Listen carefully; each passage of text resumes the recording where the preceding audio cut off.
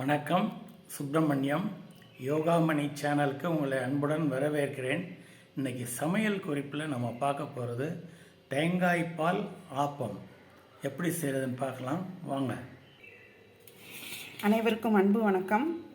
திருமதி சுப்பிரமணியம். சமையல் குறிப்பில் நம்ம இன்றைக்கி பார்க்க போகிறது தேங்காய்பால் ஆப்பம். அதுக்கு தேவையானதெல்லாம் எடுத்து வச்சுருக்கேன் பாருங்கள்.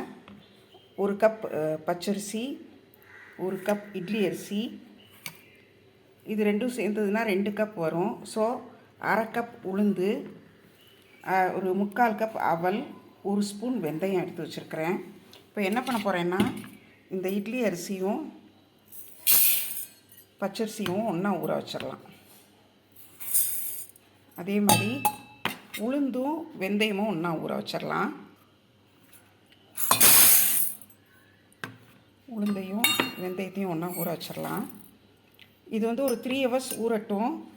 இது 3 ஹவர்ஸ் ஊறினதுக்கப்புறம் ரெண்டும் நல்லா கலஞ்சிட்டு கிரைண்டரில் எல்லாத்தையும் ஒன்றா தான் அரைக்க போகிறோம். அவல் மட்டும் கிரைண்டர் போடுறதுக்கு ஒரு 10 நிமிஷம் முன்னாடி அல்லது ஒரு 15 நிமிஷம் முன்னாடி ஊற போட்டால் போதும். நான் இது அரைக்கிறப்போ உங்களுக்கு திரும்ப எடுக்கிறேன் வீடியோ. 1 கப்பும் புழுங்கரிசி 1 கப்பும் சேர்த்து ஊற வச்சு ஒரு 3 ஹவர்ஸ்க்கு மேலே ஆயிடுச்சு. உளுந்து 1/2 கப்பும் வெந்தயம் 1 டீஸ்பூனும் சேர்த்து ஊற வச்சு எல்லாம் அதுவும் நல்லா சோக்காயிடுச்சு. ரெண்டுமே நல்லா களைஞ்சிட்டேன். 3 தடவை களைஞ்சி வேறு நல்ல தண்ணி ஊற்றி வச்சுருக்கிறேன். அவல் ஒரு 20 மினிட்ஸ்க்கு முன்னால் ஊற வச்சு அதுவும் நல்லா களைஞ்சி வச்சுட்டேன். இப்போ என்ன பண்ண போகிறோன்னா, இந்த ஊற வச்ச அரிசி, பருப்பு, அவல் எல்லாமே ஒன்றா போட்டு கிரைண்டரில் அரைக்க போகிறோம். அரிசி போட்டாச்சு, அடுத்து பருப்பையும் சேர்த்து போட்டுடலாம். இப்போ அந்த உளுந்தும் வெந்தயமும் சேர்த்து வச்சுருந்தது அதையும் போட்டுட்டோம். அவளையும் சேர்த்து போட்டாச்சு. இது எல்லாம் சேர்ந்து நல்லா நைஸாக அரைக்கிட்டோம்.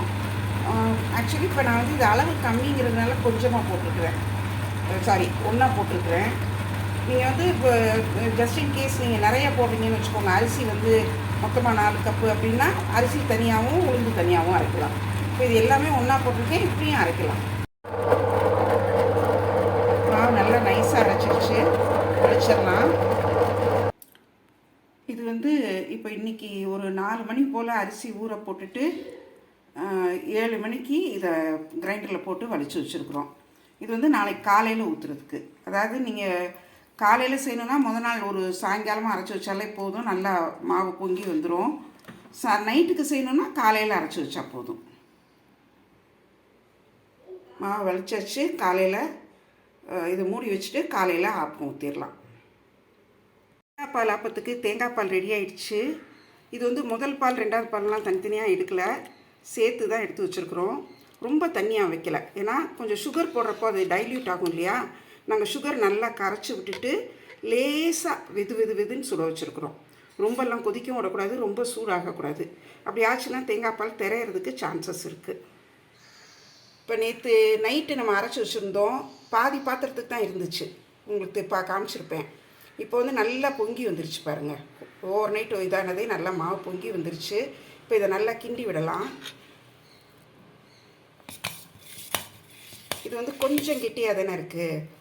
அதனால் கொஞ்சம் நம்ம என்ன செய்யலான்னா, ஒரு பாத்திரத்தில் கொஞ்சம் எடுத்துக்கிட்டு நம்ம அந்த தேங்காய் பால் கடைசியில் டைல்யூட் பண்ணி எடுத்து வச்சுருக்கிறேன்.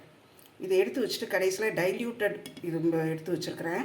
அதை இந்த மாவை வேறு ஒரு பாத்திரத்தில் கொஞ்சம் எடுத்து இதை வேணுங்கிற அளவு ஊற்றி கரைச்சிக்கலாம்.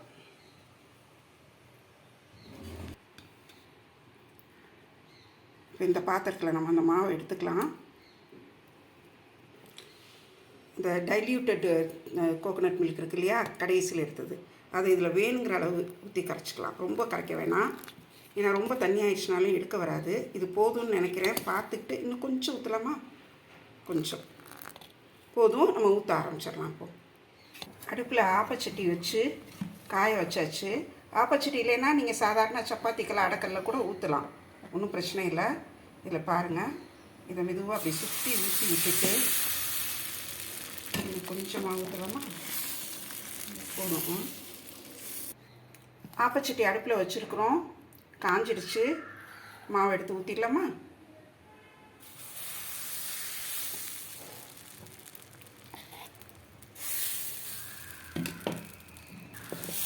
நல்லா சுற்றி விட்டு எடுக்கலாம்.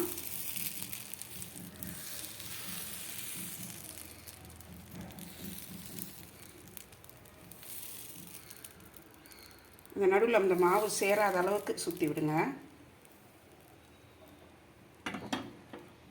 வச்சு மூடி வச்சிடலாம். இதுக்கு எண்ணெய் ஊற்ற வேண்டாம். வேணும்னா ஒரு ஃபியூ ட்ராப்ஸ் எண்ணெய் ஊற்றுங்க.